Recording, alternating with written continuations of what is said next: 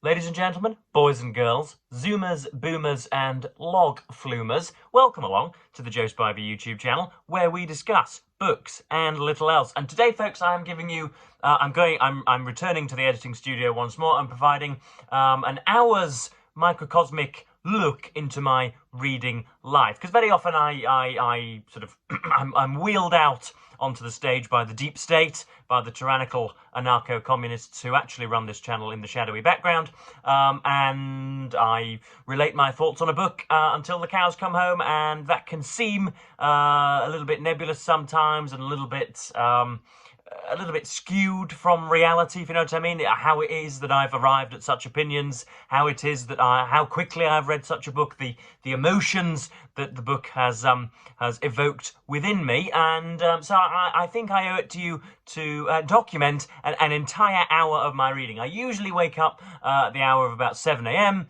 have a bit of breakfast, watch the mainstream corporate media, see what Good Morning Britain has to say, and then retire to my studio with my helpful amanuensis there and my wobbly little urchin, which warms me by the hour, my fine sturdy hot water bottle, and read for anywhere between 3 and 5 hours per day. It usually borders on the 4 or the 5, but sometimes I have outside influences that demand my attention, and so that's my usual routine. And I annotate all the time. I carry what looks to be some sort of aristocratic scabbard with me, but this is in fact, believe it or not, folks, an implement of notation. You can make your mark with these things on analog paper, believe it or not, and so that's generally tends to be what I use, and I often write in the margins. I underline specifically mellifluous passages, perhaps, or indeed passages with which I vehemently disagree, and before long, if perhaps I'm reviewing the book for an actual online forum, then I will often write notes about the book, and will probably even note down pages where my annotations have been particularly voluminous or particularly flamboyant. So what I'm going to do is I'm going to set the camera to record me reading for probably 45 minutes to an hour, and then just rerun what it is that I have that I've penciled into the margins. And I thought that would be pretty fun, so as to make me feel a little more real. Because sometimes, as I say, I ramp up with to the stage with all of these opinions and ideas without any material justification. So the book in question is going to be something which we are already a third to a half of the way through. This is Roger Osborne's Civilization, A New History of the Western World. We've got what I believe to be Michelangelo's David there, peering with some contumacy towards his supporters. Then we have the emblem and insignia of Soviet communism and Stalinistic tyranny and pogroms. We have the king there, we have Elvis Presley, sort of gesturing towards his organs of generation. Then we have the Statue of Liberty, which at the moment, at time of recording, is standing in the sea just south of Manhattan Island, but will soon be transferred over to Mar-a-Lago, no doubt. We have a small little picture of the American incarceration system, orange, of course, being the new black. And then we have what looks like an undergraduate's theological / ecclesiastical doodlings. We've got the sainted Christ hanging for his crimes, or at least nailed to a cross for his many crimes, and he has been, of course, he has been prosecuted by the horrendous people of the time. What do we have on the back? We've got Auschwitz-Birkenau, and we have what I thought to be Il Duomo, but that's actually Christopher Wren's original diagrams for a palace, I do believe. Where was that? I can't remember. But yeah, we've got all sorts of what would you call them? Western skeuomorphs, westernized skeuomorphs. And the reason that I'm reading this is because, is it not the case, folks, on every right-wing channel on YouTube at the moment, there is some sort as a mask for their morbid xenophobia. They like to talk about the difference between Judeo-Christian values and Islamic values, and the different ways in which our society has been formed and Middle Eastern societies has been formed, and why the clash of the citizens of such respective societies is going to end in some kind of anthropomorphic collapse, which I think is balderdash, and as I say, is some sort of a smokescreen for the vilest and staunchest bigotry. So yes, that's what's drawn it to, and also the fact that I know embarrassingly little about the formation of our civilization. Education systems aren't what they were, and so I didn't learn about Tacitus or Thucydides or Democritus or Plato or Aristotle or Charlemagne or Genghis Khan or anybody that contributed to the West as it is today, and felt frustratingly failed as a result on behalf of the education system. So this is a book that's going to address very many points indeed. So I'm going to stop recording now, settle down and read for an hour, and yes, bring tidings of my 60 minutes reading afterwards. So yes, I think this is the point where I should stop talking and get reading.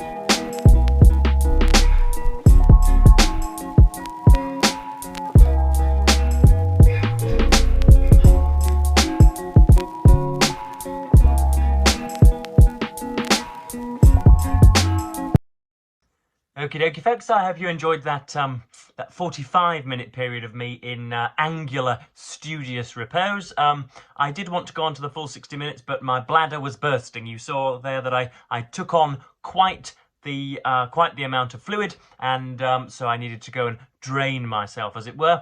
And so yeah, I've done 45 minutes, and goodness me, you catch me in the middle of something of an epistemic cataclysm. There we are. For those of you playing Just by the Verbal Bingo, epistemic is worth just 7 points this afternoon. Yeah, not sure about this, folks. I really am not. So I don't know whether it's because books with this intention are, by their very nature, destined to be so very generalised and so very sweeping. If you are trying to encapsulate the whimsy and the personal nature and the desires and the intertwination of millions and billions of people over many thousands of years in many different cultures, speaking many different tongues, sometimes not even converting their thoughts to paper, you're going to have a very difficult job broadcasting that to a modern audience. So I think you might well be authors of these types of books, these burning bush to Barbara Bush, as it were. That's quite a good phrase, isn't it? Burning bush to Barbara Bush. These burning bush to Barbara Bush books are hoisted by their own petard, are they not? And so I'm just unsure as to how much of this I'm ready to take in. I seem to be writing about generalizations and sweeping statements on every single page, essentially. So here's what I annotated. I may as well go through with it with you. I will, obviously, when I want to highlight an entire section, I will usually just use, as you can see here, the hash marks there. So that's hash marks from the opening paragraph that I read, and I've put, are you on commission for these sweeping generalizations? And this is what Mr. Osborne writes. The second half of the 13th and the early 14th century provided artistic as well as political and social innovations. Sudden increases in wealth, in population and in the size of cities, which has been talking about for 190 pages now. You'd think, wouldn't you, that an increase in wealth and population would be pointed to when that was the first occasion that he had written about it. But he has been writing about it for the last 7 hours. Sudden increases in wealth, in population and in the size of cities, the injection of politics into everyday life, more people reading and writing, violent tensions between aristocrats and artisans. Again, artisans and artists is not delineated the difference between. The febrile energy of the townscapes all contributed to a sense of uncertainty and dislocation, combined with the thrilling taste of power. Which era, folks, reason me this, or name me this, which era could not be described as being beleaguered by very, very similar circumstances indeed, by a sense of uncertainty and dislocation combined with the thrilling taste of power? These things are deliberately numinous so that Mr. Osborne can fulfill his word count. I've got here later on, I've got on the very same page, I've got, again, highlighted with 2 different hash marks. Another truism is what I've written. The artists who began to reuse these amphitheatres were not trying to recreate the past. They were looking around for tools and equipment that would help them to cope with the difficulties of the present. Members of the ranks of the educated minor nobility and of the artisans brought up in the era of popular government looked for ways of dealing with a world that was shifting beneath their feet. Say it with me, folks. Balderdash. Next page. What have we got written there? Not much else. I did wanted to point out, again on the first page, I always circle foreign words or at least idiosyncratic words, strange words, sesquipedalianisms that I might like to employ myself at a later date. So I've highlighted balladeers there. I quite like the word balladeers. You don't often hear that read out. But what else have we got? Let's continue flicking through. Strong echoes of the 21st century, where we are talking about, so I've written there, strong echoes of the 21st century, where we're talking about rampant individualism in the New Florence. It's obviously worth pointing out we're talking about the 13th and the 14th century. And then I've got an interesting paradox where most people think the Da Vinci's and the Michelangelos and these guys were similar to myself. Effete, effeminate, slightly perhaps work-shy, spent their lives prostrate, away with the fairies, who were actually doing some very, very, very hard and practical work indeed. So I've written in the margins there, the most limp-wristed plied their trades in harsh, manly conditions. So that's an example of me commenting on the subject matter of the book, not on the author's management of that subject matter, and those are usually the 2 categories of annotation. And I put later on, huge societal rupture causes changed appetites, very idiosyncratic look at things. So that's another 2 sections of the hash mark there. I will admit, folks, and you can probably tell from the 5 minutes since reading this, and indeed from my reading of the book throughout, that my heart once more isn't really in this stuff. And I find it very, very difficult, even when I am, what should we say? English language will return to my brain at some point. Even when I am, goodness me, somewhat charged with reddened anger and retribution when reading poor texts, I still can't quite summon the effort here. So then we've got another circled noun there. We've got pilasters, Pilasters, or whatever that sound, that goodness knows what pilasters are, but I shall look it up and shall again deploy it at a later date. But I think that just about covers it, folks. Investitures is circled there as well. We've got no more Calvinism, but yeah, most of my annotations there were so we've got a reference to Romola there, George Eliot's historical fiction talking about the ascension of Charles VIII of France, or at least the invasion of Charles VIII of France into gorgeous Medicean Florence. So yeah, I was expecting this video to be very, very intricate and for me to be stunning you with some of my annotations, and yet I find that I can't really be bothered and nearly abandoned this video altogether. Maybe that's because the book is not doing it for me, but I like to share both my best moments and my worst moments, folks. I have a feeling that, again, because of the very nature of these books, because they are the authors of these books are engaging in a sort of temporal microscopy, if you know what I mean. They really are getting down into the finest details of things which were occurring 700 and 800 years ago, of which they have at best a kind of glancing comprehension. And so I don't know whether it's the inexactitudes of the author or the plenitude of the subject matter, and therefore the kind of untraceability of the subject matter which is evading me. I certainly haven't learned an awful lot.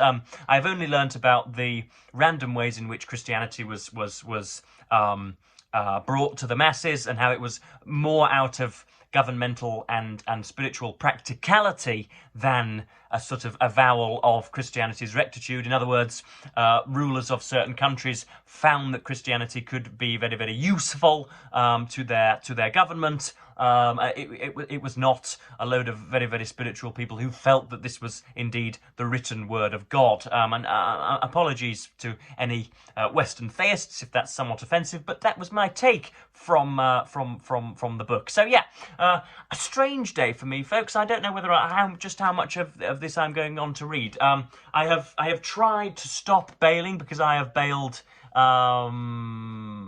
or 3 times more than I would have liked to have this year already. So I don't want to be just sending books windmilling through the room before I've given them 100 pages of due attention, but sometimes that is the case with me. So I hope this was in some way informative. I doubt that it was, given that I have been a shadow of my former self over the last 2 hours, but there we are. Who knows? I thought it would be nice just to cover some of my annotations. So you got to see me reading, and I have once more blessed you with a fine video. So yes, as per usual, folks, I'm going to thank you ever so much for watching and say goodbye.